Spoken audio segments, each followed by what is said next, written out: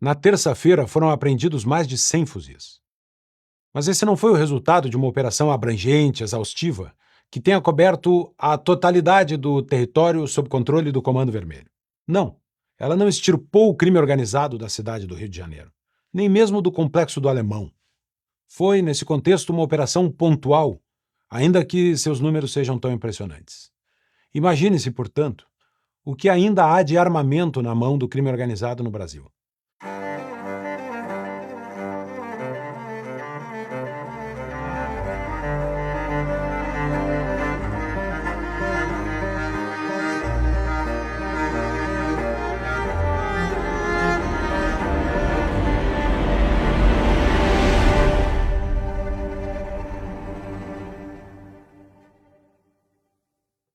"120 mortos.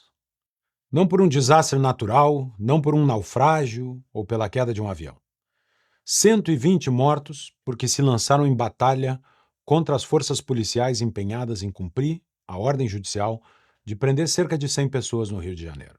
É um número enorme que mostra a guerra que vive o Brasil hoje.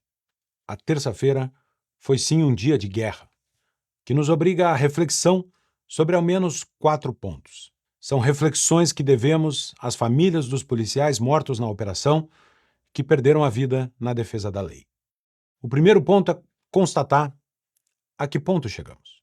Para executar 100 mandatos de prisão, o Estado, o aparato estatal, tem que montar uma verdadeira operação de guerra. E ele precisa fazê-lo, porque ele se depara com um aparelho de guerra montado para resistir à força da lei. O armamento do narcotráfico, ao mesmo tempo em que serve para cometer os crimes, serve também para impedir a aplicação da lei penal. É uma máquina paramilitar, uma verdadeira guerrilha urbana.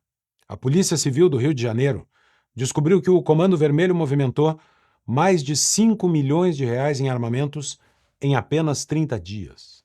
O fato é que a palavra narcotráfico já é incapaz de expressar a natureza dessas organizações criminosas que, muito mais do que traficar drogas, dominam territórios, submetem a população, impõem a sua vontade, extorquem a comunidade. Essas megaestruturas estão tão arraigadas que fazem frente à força policial do estado do Rio de Janeiro. Perceba-se, na terça-feira foram apreendidos mais de 100 fuzis. Mas esse não foi o resultado de uma operação abrangente, exaustiva, que tenha coberto a totalidade do território sob controle do Comando Vermelho. Não, ela não extirpou o crime organizado da cidade do Rio de Janeiro, nem mesmo do Complexo do Alemão. Foi, nesse contexto, uma operação pontual, ainda que seus números sejam tão impressionantes.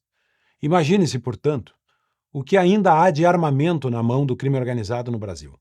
Como foi possível que todo esse poderio bélico se acumulasse? Fala-se tanto em soberania, em preservar o Estado de Direito. Onde é que está isso no Rio de Janeiro? Onde está a supremacia do Poder Judiciário? A ordem judicial exarada foi resistida por um dispositivo paramilitar que já parece fazer parte da realidade aceita no Brasil. Décadas de complacência do poder público produziram esse resultado. Por medo de enfrentar o crime organizado e de promover cenas como as dessa semana, mas também por uma inconsequente frouxidão ideológica. A esquerda brasileira, em seus diferentes tons de vermelho, desde Leonel Brizola até Lula da Silva, está sempre disposta a culpar as vítimas pelos crimes de seus algozes. Políticas públicas acomodaram a situação. Entregaram-se às ruas e o comando dos presídios. Enfraqueceu-se a lei, fortaleceu-se o criminoso. Por tempo demais, governantes demais olharam para o outro lado. Agora, as consequências estão aí. O segundo ponto é a glamorização do crime organizado. Um fenômeno muito mais cultural do que político.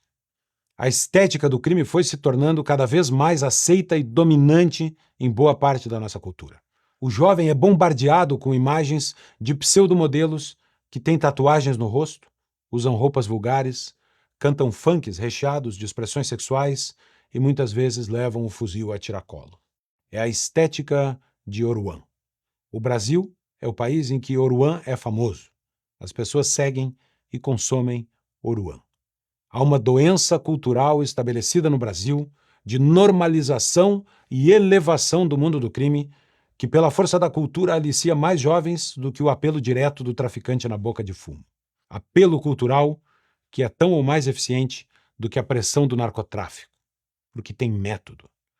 O crime passou a contar com uma certa legitimidade cultural da sociedade. Ele sai da margem para o palco e ele vai perdendo a reprovabilidade social. E isso é grave. O crime organizado não é mais o submundo. Ele é parte do modo de ser do Brasil e passa a ser, assim, aceito. O terceiro ponto, talvez associado ao segundo, é sobre a incapacidade completa da imprensa tradicional de conseguir condenar o narcotráfico. Condena a operação de guerra que tentou recuperar um cantinho do Rio, mas não condena o sujeito que resistiu a ela com fuzil na mão, bomba no drone e fogo no ônibus. A defesa de jornalistas, influenciadores e artistas beira a idolatria. Não que não seja legítimo se chocar ou lamentar a morte de mais de 120 pessoas, mas dissociar essas mortes da realidade é sinal de uma de duas coisas: falta de inteligência ou de caráter. Não é possível ver a morte desses criminosos sem ver a maneira como viviam. Não é possível que tenham na morte um tratamento de vítimas ou de inocentes, porque não o eram em vida. Decidiram alistar-se numa guerra civil contra o Estado, contra a lei, e caíram na luta que escolheram. O que explica a imprensa escolher sempre o lado do bandido? É um humanismo míope que só enxerga o criminoso morto e não as vítimas de seus crimes? Ou é resultado da dominação esquerdista dos espaços de formação de opinião? Qualquer que seja o motivo, o que assistimos na terça-feira e a cobertura da imprensa devem nos fazer repensar o quanto esta parcialidade da mídia não colabora com a impunidade e com a vitimização dos criminosos. Quarto ponto é, talvez, uma triste constatação em forma de pergunta. Se o crime organizado já tomou territórios e já tomou a cultura, até onde ele já tomou o poder? Tomada de poder no sentido de infiltração nas instituições do Estado, como o Judiciário, o Ministério Público, as polícias e, obviamente, a própria política.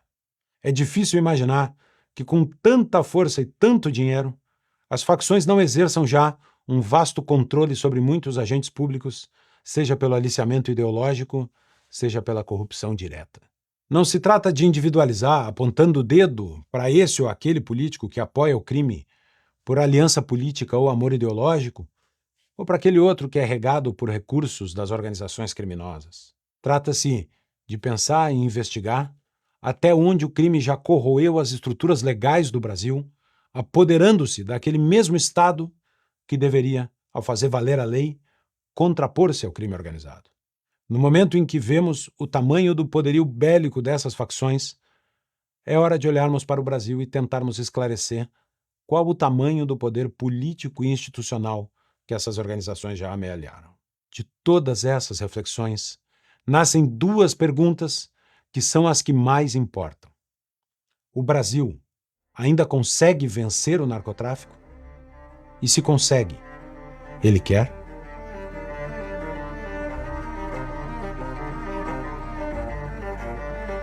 Das guerras para as ruas do Rio de Janeiro.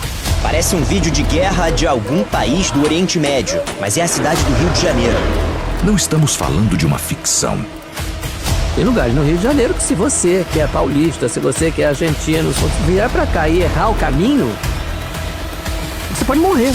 Rio de Janeiro, paraíso em chamas. Para a facção, o que importa é o território. Vender maconha e cocaína, besteira. Essa violência é real e tem mais a ver com a